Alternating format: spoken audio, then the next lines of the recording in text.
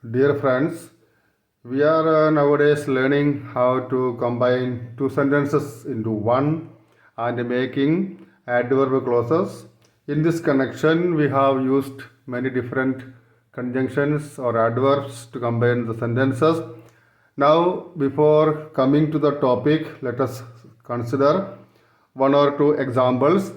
First of all, let us read. The soldier was seriously wounded. Still, he faced the enemy. Two conditions are given here. One is that the soldier was wounded, not only wounded but seriously wounded. This is a serious condition here. Now, there is a second sentence still. Still means even if or even though the soldier was seriously wounded, he faced the enemy. Now let us consider the first sentence and the second sentence. The first condition is presenting before us a reverse or opposite situation, and the second sentence gives us a plus point coming out of the previous condition or the opposite condition. Now let us see one more example. There was an accident. Thank God everybody was safe. What happens is if there is an accident, then the casualties are very possible. Casualties means either getting injured or death. Thank God everybody was safe. Now let us compare these two situations. If there is an accident, some possible harm is there, but everybody was safe. The first condition tells about a reverse situation, a minus point. There was an accident, it is a minus, something which gives us a minus point. The second sentence says everybody was safe. That means the second sentence presents before us a plus point.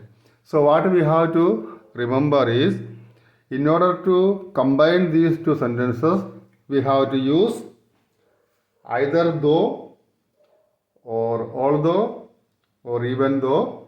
We can combine these sentences using any one of these three conjunctions or adverbs. Let us see again.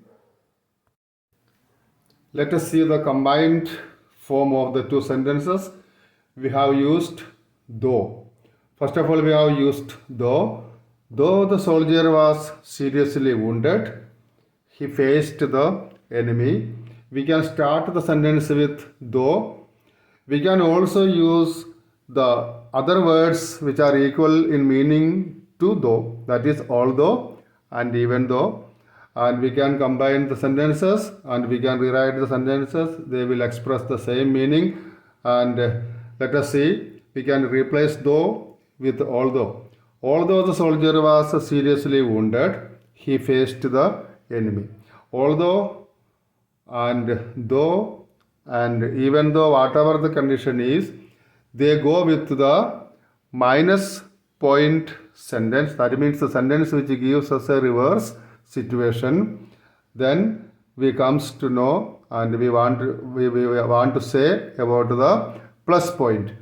Even though the soldier was seriously wounded, he faced the enemy. That means was seriously wounded, it was a negative situation for the soldier. Still, he faced the enemy.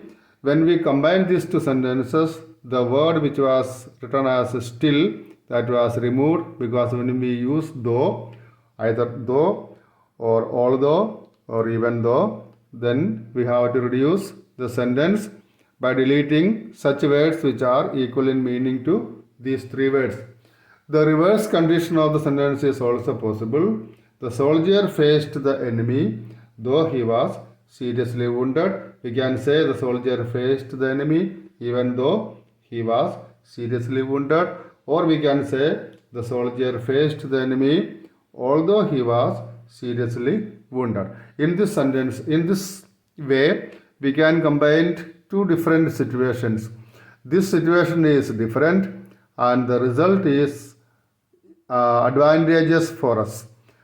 Even though such different or opposite condition is there, we are conquering the opposite condition and we are presenting a possible good or positive result.